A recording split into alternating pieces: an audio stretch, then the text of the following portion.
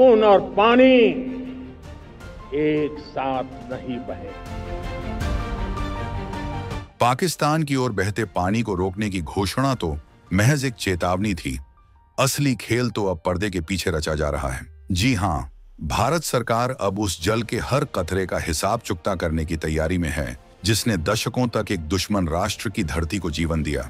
अब उस पानी की धारा को मोड़कर भारत के अपने राज्यों को सिंचित करने का वो वृहद खाका तैयार हो चुका है, जिसकी भनक लगते ही इस्लामाबाद के हुक्मरानों की नींद उड़ गई है। ये केवल एक जुबानी जमा खर्च नहीं, बल्कि जमीन पर उतरता वो सामरिक चक्रव्यूह है जो पाकिस्तान की आर्थिक बुनियाद को हमेशा के लिए हिलाकर रख देगा। जब दुनिया यह मान बैठी थी कि भारत सिर्फ बयानबाजी तक ही सीमित रहेगा, उस वक्त भारत के सबसे प्रतिभाशाली अभियंता और रणनीतिकार एक ऐसे महाअभियान को अंतिम आकार दे रहे थे जो न केवल भारत के करोड़ों किसानों की तकदीर बदल देगा, बल्कि पाकिस्तान को पानी की एक एक बूंद के लिए मोहताज कर उसे उसकी असली हैसियत का आईना दिखा देगा। यह उस दृढ़ निश्चय की गाथा है जिसने विश्व को यह स्पष्ट संदेश दे दिया है कि यह एक नया भारत है जो अपने अधिकार का जल लेना भी जानता है और उसका सदुपयोग करना भी। हम आपको इस सनसनीखेज खबर की पूरी कहानी परत दर परत बताएंगे, तो हमारे साथ अंत तक बने रहिएगा और इस विषय पर आपकी जो भी राय हो उसे टिप्पणी में साझा करना न भूलिएगा। सिंधु के जल पर अब सिर्फ भारत का हक पाकिस्तान की जीवन रेखा बनेगी। भारत की भाग्य विधाता दिल्ली के एक निर्णय से इस्लामाबाद में हाहाकार, जल संकट से चरमराएगी पाकिस्तानी अर्थव्यवस्था। विशाल पर्वतों का गर्भ भेद कर बहेगी नई धारा। विश्व की सबसे बड़ी रणनीतिक वाटर स्ट्राइक की तैयारी पूरी। अब रेगिस्तान में लहलहाएगी फसल, सिंधु के नीर से पंजाब से राजस्थान तक आएगी समृद्धि की बहार।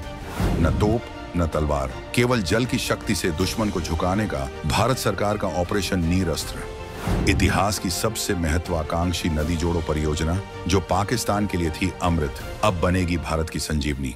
तो चलिए इस कहानी की जड़ों तक चलते हैं और यह समझते हैं कि आखिर वो कौन सी वजह थी जिसने भारत को 6.5 दशक पुराने एक समझौते को ताक पर रखने के लिए विवश कर दिया। बात है वर्ष 1960 की, जब विश्व बैंक की मध्यस्थता में भारत और पाकिस्तान के मध्य सिंधु जल संधि पर हस्ताक्षर हुए। भारत ने अपनी ऐतिहासिक उदारता का परिचय देते हुए सिंधु नदी प्रणाली की 6 में से 3 प्रमुख नदियों झेलम, चिनाब और सिंधु का अधिकांश जल पाकिस्तान की ओर बहने दिया। भारत की मंशा थी कि जल की यह धारा दोनों राष्ट्रों के बीच विश्वास और सौहार्द का एक सेतु बनेगी, लेकिन भारत की इस सदाशयता को पाकिस्तान ने सदैव उसकी विवशता के रूप में देखा। दशकों तक पाकिस्तान ने भारत की भूमि पर अपनी घृणित योजनाओं को क्रियान्वित किया, हमारे सैनिकों का रक्त बहाया और इसके बदले में भारत से जीवनदायी जल प्राप्त करता रहा। किंतु प्रत्येक सहनशीलता की एक पराकाष्ठा होती है। 22 अप्रैल 2025 को पहलगाम में घटित नृशंस घटना वह अंतिम आघात सिद्ध हुई जिसने भारत के धैर्य के बांध को सदा के लिए ध्वस्त कर दिया। दिल्ली में आसीन सरकार ने एक क्षण में यह निर्णय सुना दिया, अमृत और जहर एक साथ नहीं बह सकते। यह केवल एक वक्तव्य नहीं था, यह पाकिस्तान के अहंकार के ताबूत में ठोकी गई पहली कील थी। भारत ने सिंधु जल संधि को तत्काल प्रभाव से निलंबित कर दिया और उसी दिन से उस महाअभियान की आधारशिला रखी गई जिसका उद्देश्य केवल पाकिस्तान को दंडित करना नहीं, बल्कि भारत के हर उस खेत तक जल पहुंचाना था जो दशकों से सूखे का दंश झेल रहा था। सरकार ने यह स्पष्ट कर दिया था कि अब सिंधु की प्रत्येक बूंद पर प्रथम अधिकार भारत का है और इस अधिकार को प्राप्त करने से विश्व की कोई भी शक्ति उसे रोक नहीं सकती। यह उस ऐतिहासिक भूल के सुधार का आरंभ था जो दशकों पूर्व हुई थी। अब इस खेल की नियमावली बदल चुकी थी और इस खेल का सूत्रधार था 2025 का नया भारत जो मित्रता का धर्म निभाना भी जानता है और शत्रु का दंभ तोड़ना भी। संधि को निलंबित करना तो केवल पहला चरण था, असली पटकथा तो अभी लिखी जानी बाकी थी। प्रश्न यह था कि जो जल पाकिस्तान की जीवन रेखा माना जाता था, उस जल का भारत क्या करेगा। यहीं से भारत की अभियांत्रिकी और दृढ़ इच्छा शक्ति का वह अध्याय आरंभ होता है जो आने वाली पीढ़ियों के लिए एक मिसाल बनेगा। भारत सरकार ने एक ऐसी परियोजना को स्वीकृति दी जिसका नाम है इंडस व्यास इंटरबेसिन ट्रांसफर प्रोजेक्ट। यह नाम सुनने में भले ही तकनीकी लगे, लेकिन इसका उद्देश्य बिल्कुल स्पष्ट है, सिंधु नदी के प्रवाह को मोड़कर भारत के उत्तरी राज्यों की भूमि को तृप्त करना।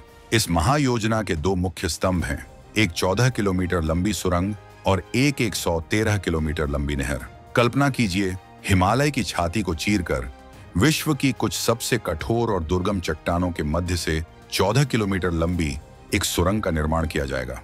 यह कोई साधारण सुरंग नहीं होगी, यह वह मार्ग होगी जिससे सिंधु का जल अपना सदियों पुराना पथ त्याग कर व्यास नदी में समाहित होगा और फिर वहां से भारत के खेतों की ओर प्रवाहित होगा। यह कार्य इतना दुष्कर है कि विश्व के बड़े बड़े अभियंता भी इसे असंभव की श्रेणी में रखते थे, लेकिन यह नए भारत का संकल्प है जो असंभव को संभव बनाने की कला जानता है। इस अकल्पनीय कार्य का उत्तरदायित्व भारत के गौरव L&T को सौंपा गया है, जिसने अपनी विस्तृत परियोजना रिपोर्ट DPR पर कार्य भी आरंभ कर दिया है।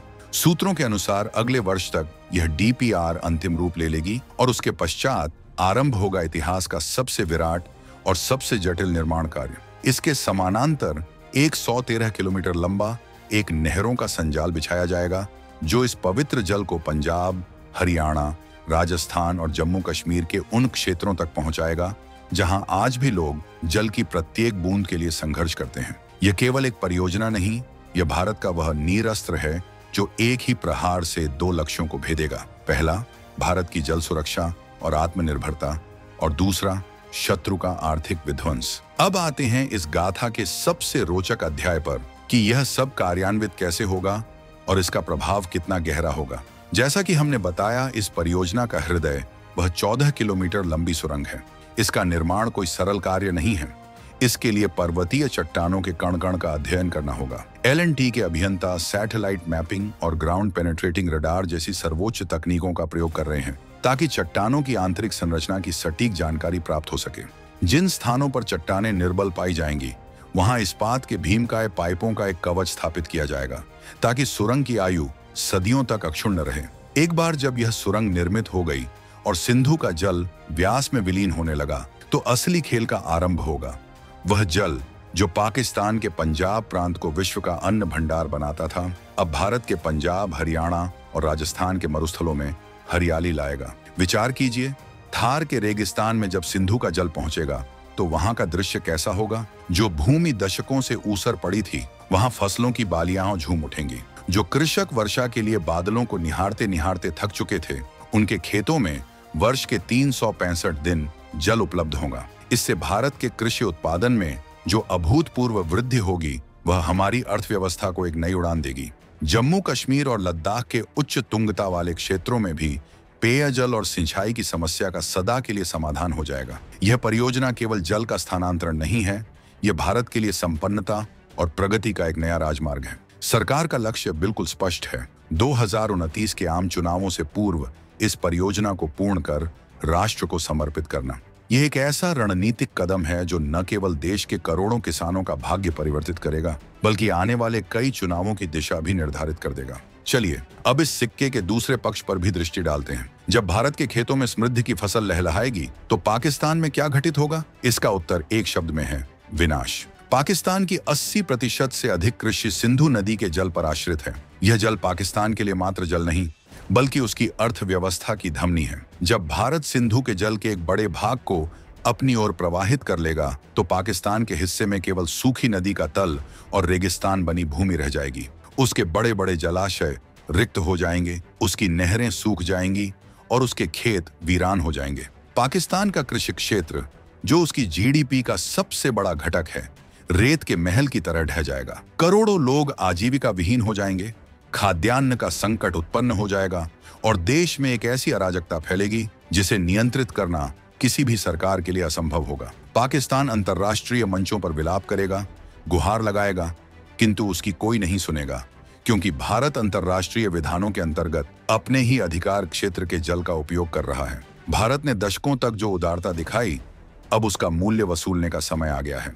यह भारत की वह सामरिक विजय होगी जिसमें एक भी गोली नहीं चलेगी, किंतु शत्रु स्वतः ही घुटनों पर आ जाएगा। यह कदम पाकिस्तान को आर्थिक रूप से इतना अशक्त बना देगा कि वह भविष्य में कभी भी भारत की ओर आंख उठाकर देखने का दुस्साहस नहीं कर पाएगा। विश्व देखेगा कि कैसे एक राष्ट्र अपनी संप्रभुता और अपने नागरिकों के कल्याण के लिए मौन रहकर भी सबसे शक्तिशाली कदम उठा सकता है। यह केवल एक परियोजना नहीं, यह नए भारत की नई विदेश नीति और राष्ट्रीय सुरक्षा सिद्धांत का एक जीवंत प्रमाण है। यानी सिंधु नदी के जल के मार्ग को परिवर्तित करने का यह महाअभियान केवल एक अभियांत्रिकी का चमत्कार नहीं है, बल्कि यह 21वीं सदी के भारत की दूरदृष्टि, उसकी संकल्प शक्ति और उसके सामर्थ्य का प्रतीक है।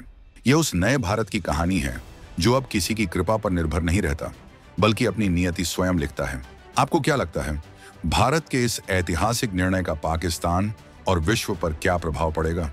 क्या यह भारत का अब तक का सबसे बड़ा रणनीतिक कदम है? अपनी राय हमें टिप्पणियों में अवश्य बताएं। हमें आपके विचारों की प्रतीक्षा रहेगी।